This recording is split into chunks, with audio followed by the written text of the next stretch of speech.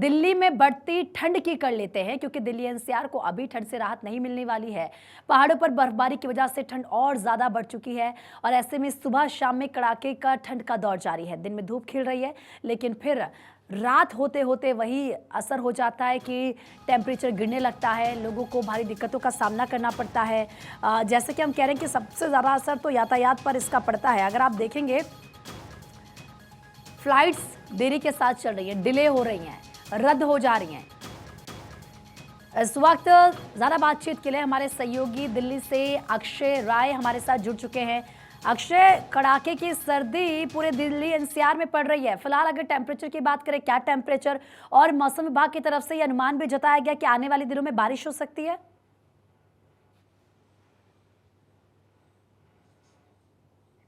देखिए, आईएमडी ने ये अनुमान जताया है कि आने वाले समय में बारिश हो सकती है। हालांकि दिल्ली वासियों को थोड़ी ठंड से राहत जरूर मिली है, लेकिन कोहरे की चादर बिल्कुल देखने को मिल रही है और खास करके जो सुबह की मॉर्निंग रह रही है, कम से कम 8-9 बजे तक चेहरा लगातार अगर देखा जाए तो कोहरे की चादर लिपटी हुई दिल्ली नज़र आ रही है। अभी भी कोहरे की चादर देखने को मिल रही है दिल्ली के अलग अलग इलाकों में, और प्रदूषण की मार भी झेलनी पड़ रही है। अभी भी AQI लेवल काफ़ी ऊपर है, और अगर कोहरे की वजह से ट्रेनों की बात करें तो दिल्ली आने वाली लगभग 2 दर्जन से ज़्यादा ट्रेनें लेट चल रही हैं, जिसमें कि 6 से 10 घंटे की देरी से ट्रेनें चल रही हैं। कुछ ट्रेनें 1 से 2 घंटे भी देरी से चल रही हैं।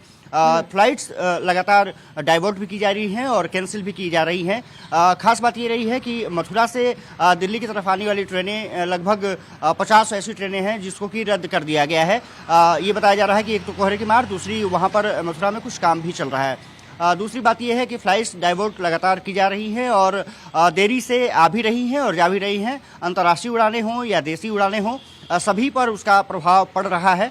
कोहरे की चादर की वजह से रात में और खास करके अर्ली मॉर्निंग में फ्लाइट्स पर ज़्यादा डाइवर्जन देखने को मिल रहा है।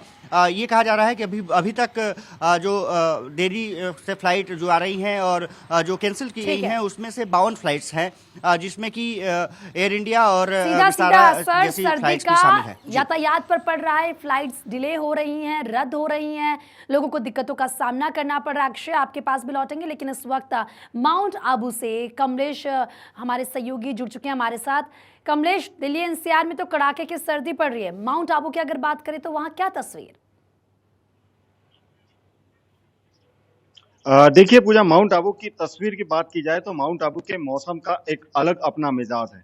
कल जहां जो न्यूनतम तापमान है 5 डिग्री का था, क्योंकि माउंट आबू के आसमान में बादलों की आवाजाही थी, लेकिन आज यहाँ पर मौसम बिल्कुल बदला हुआ नजर आ रहा है और तापमापी का पारा है वो लगभग 2 डिग्री के आसपास है। तो कहा जा सकता है कि माउंट आबू में फिलहाल कड़ाके की सर्दी का दौर जारी है और इस कड़ाके की सर्दी की वजह से कहीं ना कहीं सामान्य जनजीवन प्रभावित होता हुआ नजर आ रहा है। ऐसे में आने वाले जो दिन हैं कहीं ना कहीं वो कड़ाके की सर्दी भरे होंगे, क्योंकि उत्तर भारत के पहाड़ी इलाकों में जो खबरें आ रही हैं उनके मुताबिक जो बर्फबारी की शुरुआत हुई है उसका सीधा सीधा असर जो मैदानी इलाके हैं, इन मैदानी इलाकों में भी देखने को मिल रहा है। वहीं पूरे प्रदेश की बात करें तो पूरे प्रदेश में आज घना कोहरा देखने को मिल रहा है, जिसकी वजह से वाहनों की कहीं ना कहीं रफ्तार यहाँ पर थमती हुई नजर आ रही है। तो सर्दी का असर यहाँ पर बरकरार है और सर्दी की वजह से जो सामान्य जनजीवन है वो तो प्रभावित होता है, लेकिन खास तौर पर जैसे ही मौसम में बदलाव होता है तो जो मौसमी बीमारियां उनका भी यहाँ पर खतरा यहाँ पर मंडराता हुआ नजर आ रहा है।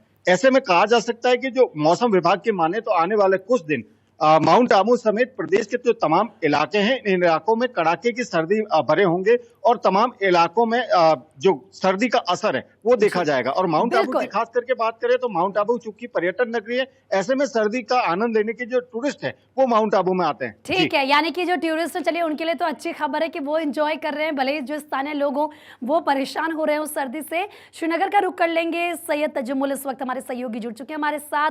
सैयद, आप बताएं श्रीनगर में किस तरह की तस्वीर है, वहां पर टेम्परेचर इस वक्त क्या बना हुआ है? दिल्ली एनसीआर में तो कड़ाके की सर्दी हो रही है। देखिए, श्रीनगर में वही हालत है जो इन 40 दिनों की हुई। आज जला कलान का आखिरी रोज है, यानी कल जला कलान का आखिरी रोज था, आज जला खरुज जो है वो शुरू हो जाएगा। यानी इसका गालिबन ये मतलब है कि जम्मू कश्मीर में जब आप सर्दियों की बात करते हैं तो सर्दियों का नामो निशान तो है, लेकिन बर्फबारी नहीं हो सकी। बीती रात में भी जो टेम्परेचर था वो माइनस में चला गया, लेकिन बीच में जब सुबह सूरज निकल आता है तो प्लस टेम्परेचर आ जाता है। लेकिन कश्मीर में सूरज तुलू हो चुका है, श्रीनगर के और विभिन्न इलाकों में, और सर्दियां तो अपनी जगह है, लेकिन बर्फबारी का नामो निशान नहीं है। अब बर्फबारी नहीं होने की वजह से गालिबन इसका मतलब यह है कि जम्मू कश्मीर में जो पर्यटक सीजन था वो खत्म होता जा रहा है। हालांकि गुलमर्ग में थोड़ी बर्फ है, पहलगाम में थोड़ी बहुत बर्फ ऊपरी पहाड़ी इलाकों में बची है, लेकिन मैदानी इलाकों में जीरो के बराबर है।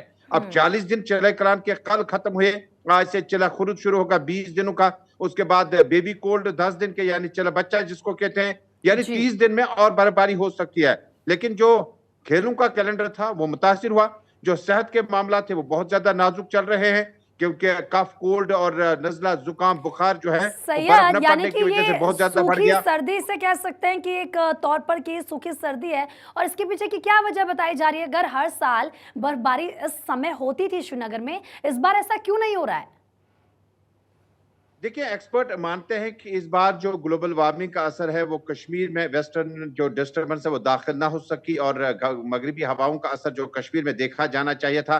देखिए, सिंपल है कि हमारा मैथमेटिक्स बिल्कुल सिंपल कहता है कि ये जो 40 दिन गुजर गए, यही बर्फबारी थी 40 दिनों की, जो हमें अगले 9 महीने काम आते। हमारे ग्लेशियर बच जाते, हमारी वाटर बॉडीज बच जाते, हमारे पानी के जो रिसोर्सेज हैं वो बच जाते। लेकिन चूंकि ग्लोबल वार्मिंग की वजह से यकीनन बर्फबारी जो है वो शायद इस साल उतनी नहीं हो पाएगी। अब होगी भी तो उसका असर नहीं रहेगा, क्योंकि अब आज से चला खुरुद शुरू हो जाएगा, और चला कलान के 40 दिन खत्म हो गए, जिसमें बॉडी जो वाटर बॉडीज हैं फ्रीज हो जाती हैं, और आइस स्केटिंग के टूर्नामेंट्स होते थे, पर्यटकों का सीजन तो खत्म हो गया।